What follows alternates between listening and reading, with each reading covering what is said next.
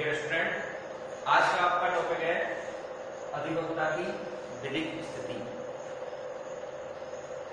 इस टॉपिक के अंतर्गत हम पढ़ेंगे कि अधिवक्ता की लीगल स्टेटस क्या क्या है, किस किस भूमिका में अधिवक्ता अपने कर्तव्य का पालन करता है। तो इस सब्जेक्ट पर जाने से पहले, इस टॉपिक पर जाने से पहले, जैसा कि मैंने पिछली क्लास में आपको बताया था कि अधिवक्ता के रूप में नियुक्त होने के लिए कौन कौन सी योग्यताएं अयोग्यताएं होनी चाहिए, किन अयोग्यताओं के आधार पर उसको अधिवक्ता सूची में नाम के दर्ज करने से इनकार किया जा सकता है और कब व्यक्ति अधिवक्ता के रूप में माना जाएगा। आज हम पढ़ेंगे कि अधिवक्ता की विधिक स्थिति। जैसा कि मैंने पिछले टॉपिक में बताया आपको, अधिवक्ता विधिक व्यवसाय के रूप में कार्य करता है। तो पहली भूमिका जो इसकी है वह है विधिक व्यवसाय के रूप में। तो विधिक व्यवसाय के रूप में, जैसा कि मैंने पिछली क्लास में भी बताया था आपको, कि अनुच्छेद 22 फर्स्ट के अंतर्गत प्रत्येक गिरफ्तार व्यक्ति को यह अधिकार प्राप्त है कि वह अपनी पसंद के, रुचि के वकील से अपनी प्रतिरक्षा और बचाव करा सके। दूसरा है, इसके साथ ही अधिवक्ता अधिनियम 2 की धारा, अधिवक्ता अधिनियम की सेक्शन की धारा 2 फर्स्ट में विधिक व्यवसाय को भी डिफाइन किया गया था, जो कि मैंने कल आपको बताया था। दूसरा है न्यायालय के अधिकारी के रूप में। इसके बारे में प्रावधान भारतीय विधिक परिषद अधिनियम 1900, भारतीय विधिक परिषद के नियम 1976 की प्रस्तावना में ये क्लियर लिखा गया है, क्लियर बताया गया है कि अधिवक्ता न्यायालय का अधिकारी होता है। तो इस रूप में अधिवक्ता की भूमिका अत्यंत महत्वपूर्ण हो जाती है, क्योंकि न्यायालय की गरिमा को बनाए रखने का जितना दायित्व बेंच का होता है उतना ही बार का भी होता है।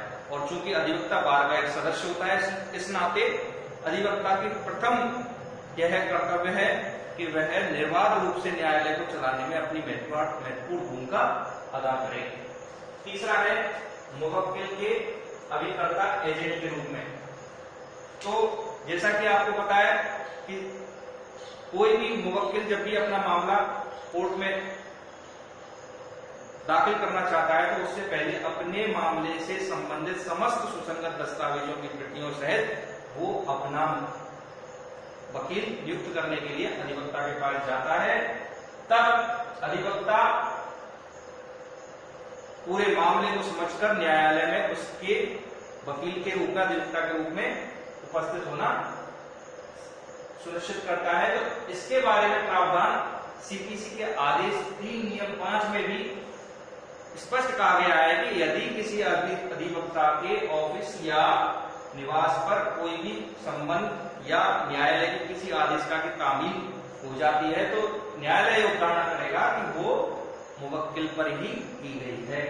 और इसके साथ साथ एक प्रावधान हमको इंडियन एविडेंस एक्ट 1872 की धारा 129, साक्ष्य अधिनियम 1872 की धारा 129 में भी दिखाई देता है कि वहां मुवक्किल ने अधिवक्ता को क्या सूचना दी और अधिवक्ता ने मुवक्किल को क्या सलाह दी, इसके बारे में उसे बताने के लिए विवश नहीं किया जाएगा। चौथा है मुवक्किल के सलाहकार की भूमिका में। तो जैसा कि इसके बारे में मैं पहले भी बताया है कि अनुच्छेद 22 में स्पष्ट कर दिया गया है कि गिरफ्तार व्यक्ति को, यानी पीड़ित व्यक्ति को अपनी पसंद के वकील से अपनी प्रतिरक्षा बचाव करने का अधिकार प्राप्त होगा। फिर अगला है न्यासी के रूप में। अधिवक्ता एक ट्रस्टी की भूमिका में भी होता है। वो इस नाते होता है कि कोई भी मुवक्किल या कोई भी पीड़ित व्यक्ति अपने मामले से संबंधित सुसंगत दस्तावेज और किसी घटना के संबंध में पूरी जानकारी अधिवक्ता को देता है, लेकिन यदि अधिवक्ता द्वारा उन दस्तावेजों का और उन सूचनाओं का गलत तरीके से दुरुपयोग करता है तो उस अधिवक्ता को भारतीय दंड संहिता की धारा 4 से 5 के तहत आपराधिक न्यास भंग का दोषी भी माना जा सकता है। छठवां है विधि सेवक के रूप में। विधिक सेवा प्राधिकरण अधिनियम 1987 के आने के बाद अब अधिवक्ता की भूमिका विधि सेवक की भी होती है। इसमें भी दो प्रकार के मामले होते हैं, एक तो न्यायिक कार्रवाइयों, कोर्ट के समक्ष न्यायिक कार्रवाई शुरू होने से पूर्व की, और एक उससे पहले की। अगला है संवैधानिक उपबंधों के संरक्षण के रूप में। यह प्रत्येक अधिवक्ता का नैतिक दायित्व बनता है कि वह देखे कि प्रत्येक व्यक्ति या नागरिक के संवैधानिक अधिकारों का उल्लंघन तो नहीं किया जा रहा है, और अगर किया जाता है तो ऐसी दशा में वह स्वयं आगे आकर पीड़ित व्यक्तियों का प्रतिनिधित्व करना, पीड़ित व्यक्तियों का प्रतिनिधित्व करे। जैसे प्रस्तावना में अनुच्छेद 14 से 18 समानता के अधिकार का किसी व्यक्ति का उल्लंघन होता है तो अधिवक्ता होने के नाते उसकी ड्यूटी है कि वो उसको उचित न्यायिक कार्रवाइयों के माध्यम से, उचित कार्रवाई के माध्यम से सर्वोच्च न्यायालय या उच्च न्यायालय में चुनौती दे। इसी प्रकार आर्टिकल 19, 21, 22 और 36 से 51 तक के नीति निर्दिष्ट तत्वों की पालना भी सुनिश्चित करे। अगला है समाज के कुलीन वर्ग के रूप में अधिवक्ता नामावली में सूचित होने के पश्चात अधिवक्ता का समाज में एक रेपुटेशन होता है, समाज में कुलीन व्यक्ति के रूप में भी उसको सम्राट वर्ग में उसको माना जाता है। अगला है अधिवक्ता समुदाय के विशेषाधिकार प्राप्त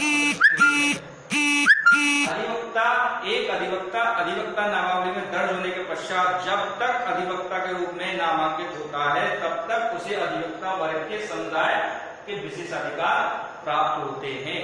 तो इस प्रकार हम देखते हैं कि अधिवक्ता की विधिक स्थिति इन 9 बिंदुओं पर डिपेंड करती है। ये 9 बिंदु ये बताते हैं कि अधिवक्ता की वर्तमान में क्या लीगल पोजीशन है और अधिवक्ता न्याय प्रशासन में अपने कार्य के साथ साथ समाज और देश के विकास में भी एक महत्वपूर्ण भूमिका निभाता है। अगला टॉपिक हम कल डिफाइन करेंगे। ठीक है, ओके, थैंक यू।